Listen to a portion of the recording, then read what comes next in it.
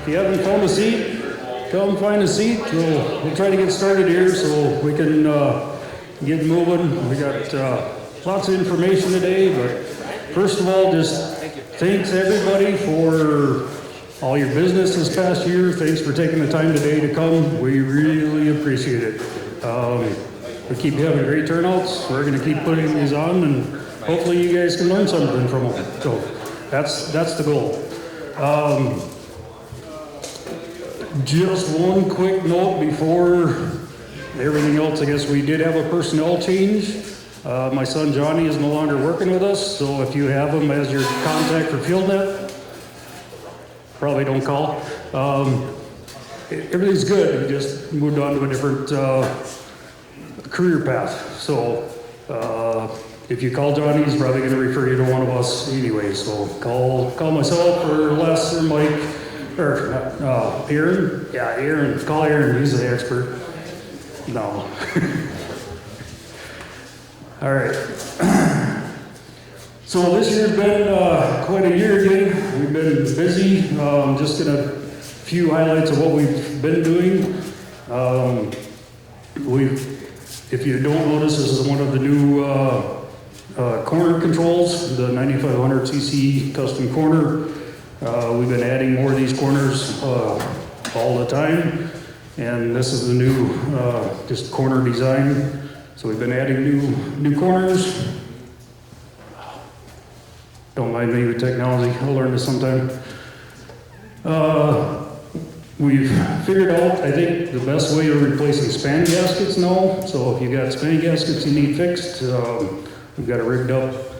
It takes more time to get out to the field than it does to replace a span gasket now. So, not that I want to replace span gaskets, but they need to be replaced occasionally, so let us know.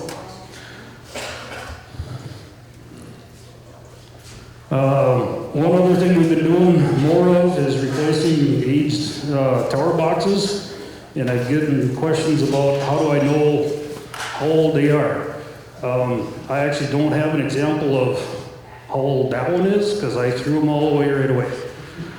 But this is one of the original gearboxes. If you know Zematic, you know these had a threaded truss rod end, which you don't want to mess with, because you'll never get them to tighten up again. So this would have been early 70s up to about 76. They had this tower box design. Then they went to this one, the dual insulated or dual wall insulated tower box. And they used these up until about when they came out with the Gen 2. So anybody know when they came out with the Gen 2? Zematic pivot? Anybody remember that?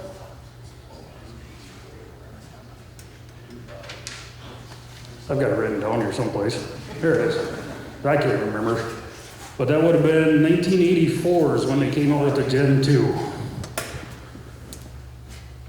So the first Gen 2s are now 40 years old. So if you've got tower boxes that are that have this lid on them, they're more than 40 years old. If you want a irrigator to run dependably, probably a good idea to change them out. If you have a tower box that kind of looks, well, it looks red when you open it up, but this would have been the first year of the Gen 2s, and most of them have been already replaced because they look kind of like that.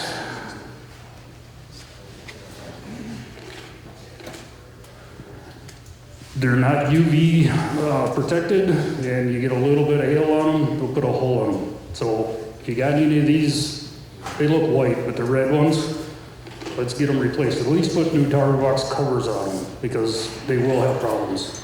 I just replaced these last year, but they should have been done before that. After that, they went to just a single walled black tower box cover again. These are still serviceable, still working good. Sometimes we just need to update the components inside. And then when we went from the G2 to the 9500, which was about the time that Mike started working for Ken, 2004, and they went to the gray boxes. So these are actually 20 years old. Sometimes it's hard to remember how quickly time goes by and how old some of these components are, because they're durable. They do last a long time, but at some point they just need to be changed. And if you've got problems with irrigators just shutting down randomly, you don't really know why, let's just update your tower boxes and a lot of those problems will go away. Okay?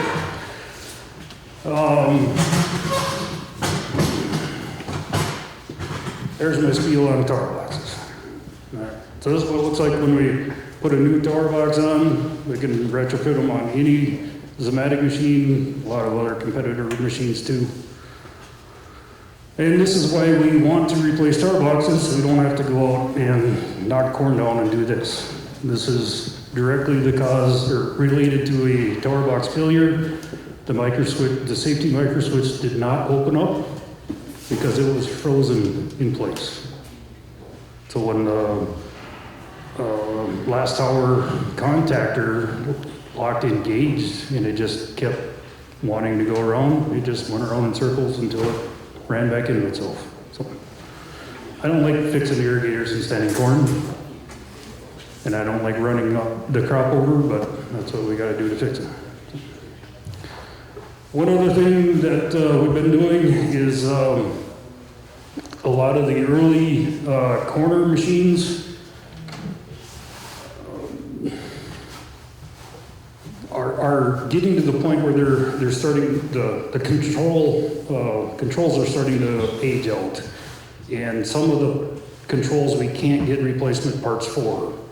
I've got some that I've managed to save from different machines, but eventually all of this age of controls are going to have to be changed out to the new version 2 corner controls. So we've been updating quite a few of these. You know, we go from the old white box to the red box, and I'll tell you that the dependability is much improved. The serviceability and the troubleshooting are greatly improved. They really hit a home run with this upgrade, and we can retrofit them onto the old machines very easily. And so if you've got a corner system that's causing you trouble, let's talk about upgrading the controls on it.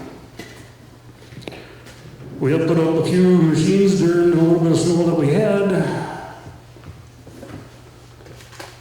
Some pretty pictures there. Otherwise, I did want to just highlight some of the things that we do that are other than irrigation, because we still get questions, or people are kind of shocked when they tell them, well, we can do that too. And they're like, oh, I thought you just did irrigators. Well, we are a full electrical shop. Mike over in Big Stone is a master electrician. We do a lot of electrical jobs too. And this is one of them. We do some tile lift pumps. This one happens to be 100% solar. It's completely off-grid. This is more than a mile away from the nearest power electric service, and it would have been very difficult to get power to this location. So if you have a scenario like this, it's all the solar panels go into the VFD drive, and then the VFD driver runs the pump, and there's a controller that goes with that. Some of the limitations of this are that you will only be able to pump when the solar panels are generating electricity. So it will not be able to pump overnight. Can be a limitation. You may only be 8 to 10 hours a day that you can run. But what we've been finding is that when everything is sized right, engineered right, it can run all day on the solar panels. So we don't have a battery bank. We can add a battery bank, but then you're adding more complexity to it too. Just throwing it out there that it is an option for the places where you can't get power to them. Russ, how big is the pump? So this one here is a 7.5 horse. We can get up to 15 horse, I think it is. Just depends how many solar panels we put in series. We also sell a Dynaflow lift stations. They have VFDs on them too. The Dynaflows are made in Oaks, North Dakota, one of our other irrigation or Zematic dealers.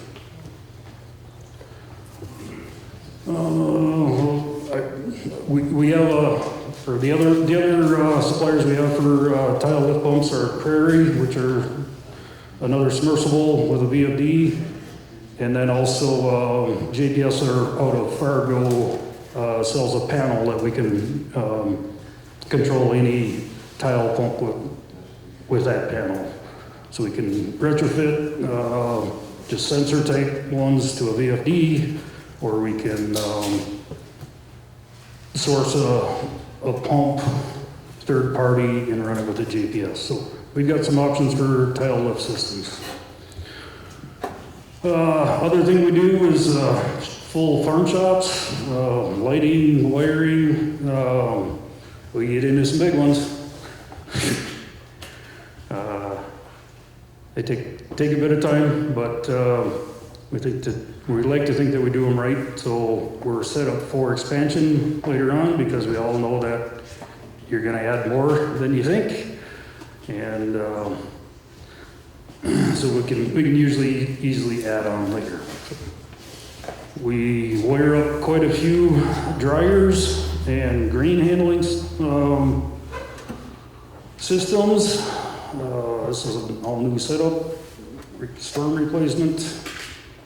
And along with that comes lots of electrical panels and a PLC, a grain handling system. Gets pretty complicated, but we work with a supplier or a company in Watertown that does all the programming and the setup and the panel manufacturer, and then we do the installation on-site wiring. We also do work with quite a few dairies, or a few dairies. This is a pump manifold. There are multiple wells.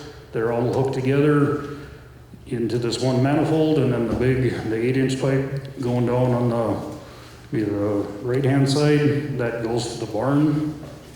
So Mike and Aaron designed all this and installed it.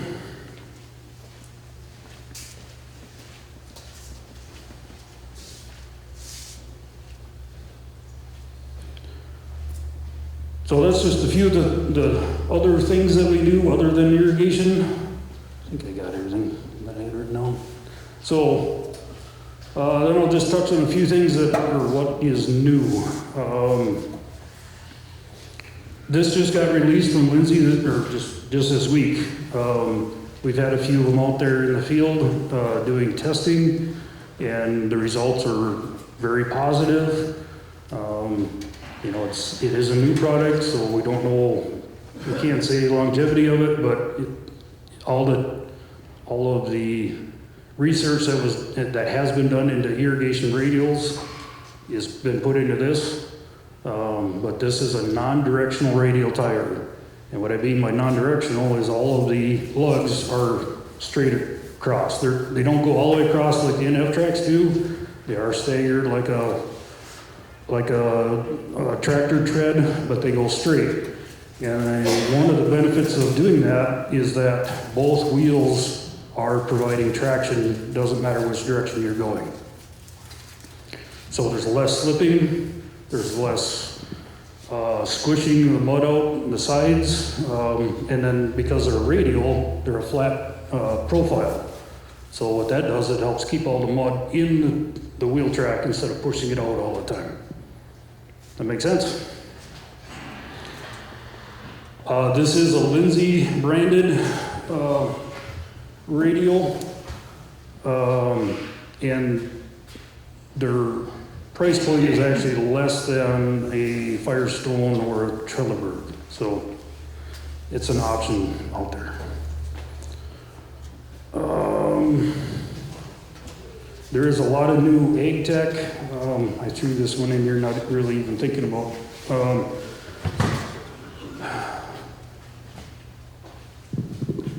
So Lindsay has gotten into a partnership with Pestle Instruments. We do have a representation of from Pestle. I'm gonna say it right, I will. She's here, Danielle's here, she's in the back. If you got more questions about it, you can ask her. She knows a lot more about it than I do. But one example is, some of you have asked me about soil moisture probes, and I've said, well, Lindsay's old technology, and if you want to find something a little more recent, you gotta look someplace else. And we've tried become a dealer for a few other ones, and then they get in partnerships with other brands of irrigators. Doesn't work very seamlessly with us, so this is the soil moisture and temperature sensor. Just one of their products. They have multiple soil probes. We can get them in different lengths, and then this hooks up with the base station that's solar powered, connects to the Verizon cell network, and it will tie into your field net. So you can get it all on one dashboard. So we put the location of it wherever you put it in the field, so it'll tie it to that equipment, that irrigator. Other thing that we've been, or technology-wise, that we've been doing more of is variable rate irrigation systems. Basically, a variable rate irrigation system consists of a panel, and there's nodes that get mounted out on the system. Every node controls 4 sprinklers, but every sprinkler is controlled individually.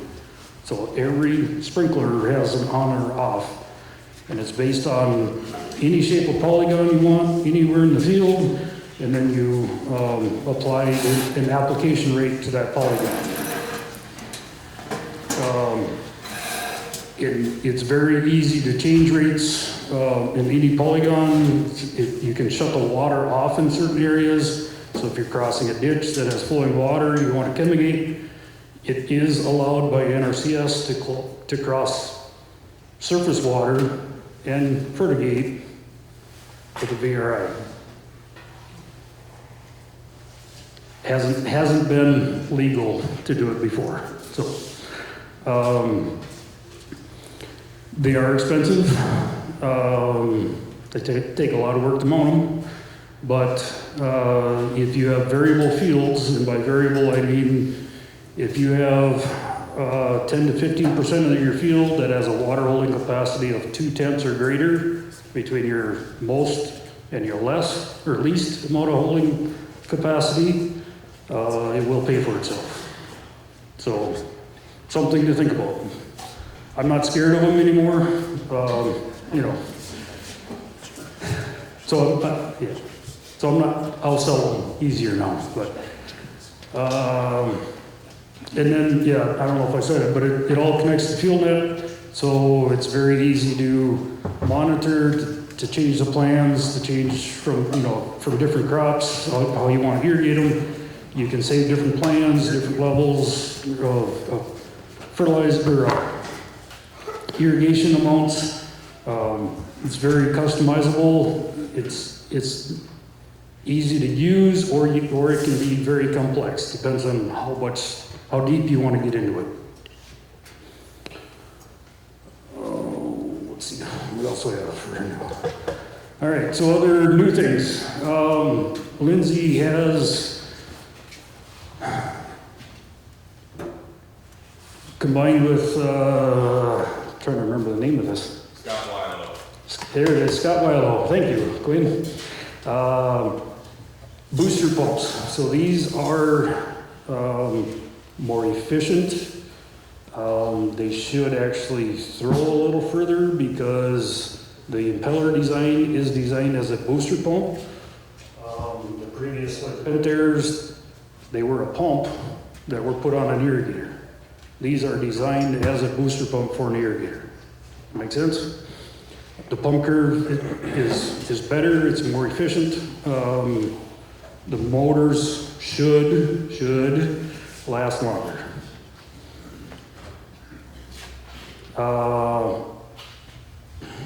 Couple of things they are making. So this one as it sits is not compatible with the Berkeley Volute. They are making an adapter so we can put this pump with this impeller on a Berkeley pump. We don't have any right now. We have some of the old ones, Berkeley's yet. But that's available. And these are both the 5 and the 3 and the 5 horse configurations. So another thing that's new is center drives have been improved. We've had some corrosion issues on the stator and the rotor. They say this takes care of it, okay? That's what they say. These are also supposed to be more efficient because of the gap between the stator and the rotor. It still has the same gear system on them that we've been using for quite a few years. This is a wheel gearbox. This takes or replaces the extreme duty gearboxes that we've been using as replacements for all the old ones. They say it's more robust than the extreme duty. It handles the high torque better than any of the other options. And it's got, again, the biggest expansion chamber in the industry until somebody else decides to make it better, right? But right now it's the biggest expansion chamber in the industry. These are a direct replacement for any of the older, or any gearbox, even the competitors. The only difference is on the valleys, they've got the longer offset and they've got a different gear ratio. So if you want to put these on valleys, you got to replace both of them on the tower. Okay? And these are lower cost. So somehow they made it better and lowered the price of it. Win-win for everybody. Oh, let's see, what else is on my list here? There's a lot of new things going on here. So one thing we mentioned last year that got pushed off is the new FieldNet. Quinn is gonna talk a little bit more about that later, but they have made the change now, so you can no longer use the legacy app. Everything is going to be on the next gen FieldNet. If you need help getting that switched over, all of your settings, all of your passwords, all of that is all the same. You just need the next gen app to use it. But if you need help getting that done, let me know. And if you want some more individualized training or group training on it, let me know. I'm more than willing to do that for you. Along with FieldNet they're releasing a thing called Tower Watch, and I think Quinn will talk a little more about that too. I don't have any examples right now. We were just showing it when we're down at Omaha training. And it's going to be a FieldNet add-on, but it's going to, when you have an alignment fault, it will, through FieldNet, let you know what tower that alignment fault was on. Make sense? So, a few years ago we talked about the Smart Pivot coming out, and this was the number one requested feature of the smart pivot. And so they decided to come out with this first because the overall cost of the smart pivot got to be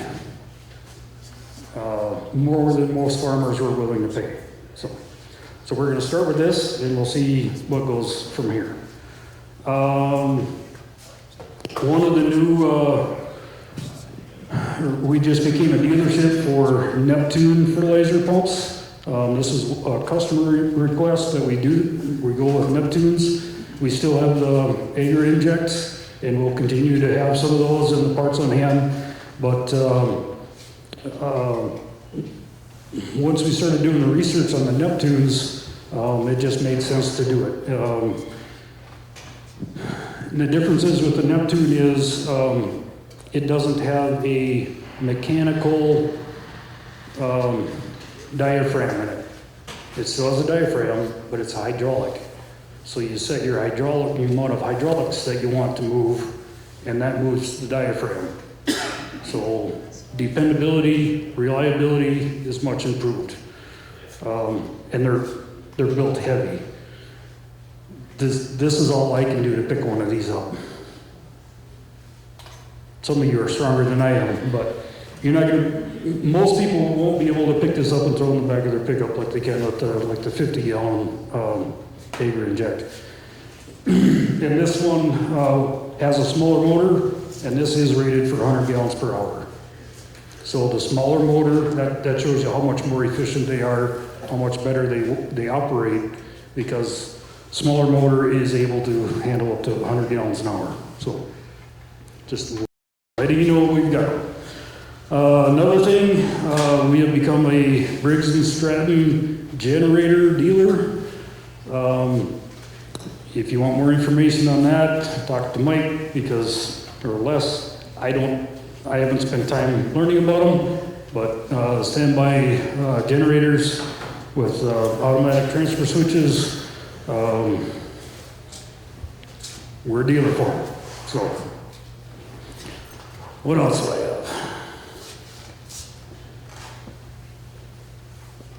I guess about the only other thing that I have is that Nelson has changed their design on the second end gun. So this is an R55, and I believe Clark's going to talk on that later. So they just changed it so it will, instead of 100 degree or 180 degree throw, it's more, 220 or so. And Clark will talk about more of that later. So just letting you know it's out there. And I think